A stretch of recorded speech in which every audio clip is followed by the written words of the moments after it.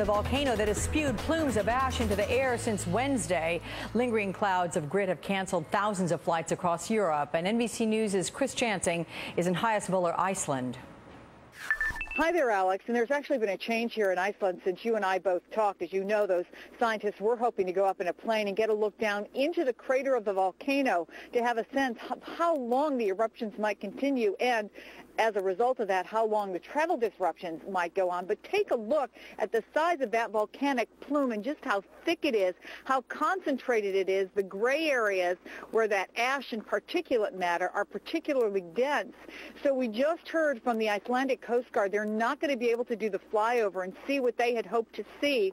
What they were looking for was just how much of that ice cap, how much of that glacier had melted, because when that water mixes with the magma, which is of course lava that is still inside the crater, it causes this ash to spew. So the more there is, obviously, the longer the eruption, the longer the plane problems will continue. Right now, as you know, most of the flights have been canceled over the next couple of days. Some of the volcanologists that we've talked to at the University of Iceland are saying it could go on for far beyond that, perhaps as long as 10 days. But this is obviously a very changeable situation that they're going to continue to try to assess.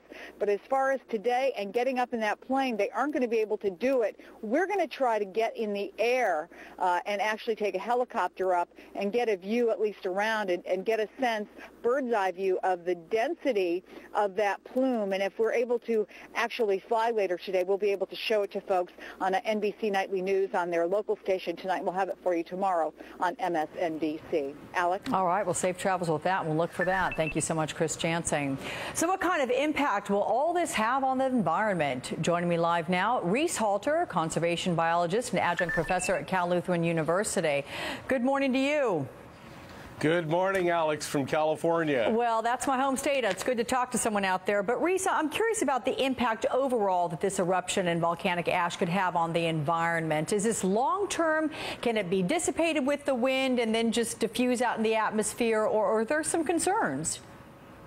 Well, it all depends, Alex, but right now, I mean, what we're seeing, that plume is wicked, and that's glass-like particles. When the sizzling lava comes in contact with that ice-cold glacier, you get this glass-like material. Imagine if you took a boiling glass out of a furnace and dropped it in a bucket of ice water. It would shatter into a billion pieces. So that's going up into the atmosphere right now. Okay, yeah, that's a great picture you paint for us right there. But there's been a lot of discussion, Reese, that this volcanic ash situation could, in fact, slow down global warming. Is there, from a fact-checking perspective, is that true?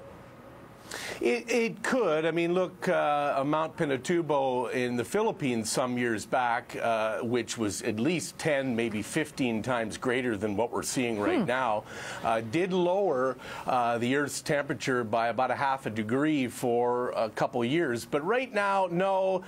You know, the real issue actually is we're coming off the hottest March ever recorded since 1880.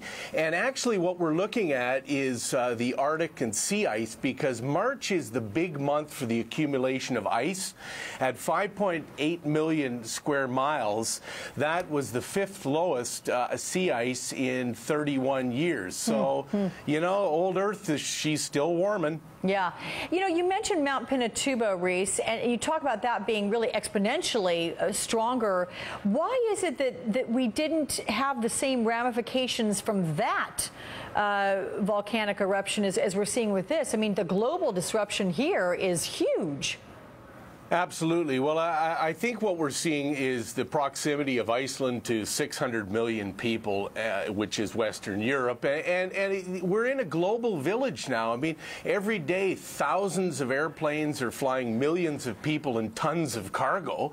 And right now, we're seeing a major disruption. And, you know, it's a big planet, but it's a small world. Yeah, true. Hey, Reese, do you worry about long-term health problems as a result of this? Could be. I mean, good point. The respiratory or lung action in Western Europe right now is not good.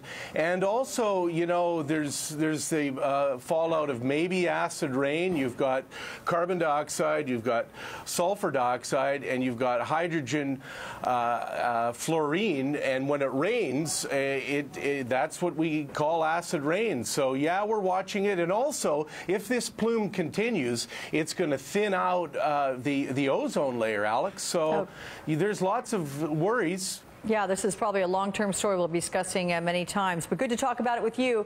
Reese Halter, thank you very much from Cal Lutheran University. I love that you used the word wicked. You. That is such a SoCal thing to do. And happy Earth Day and coming up to the green apple. All right. Thanks so much. Still ahead, a report from London's Heathrow Airport on how travelers are coping with all the delays, and that is coming up at the top of the hour. Well, a huge public memorial for the victims of the Polish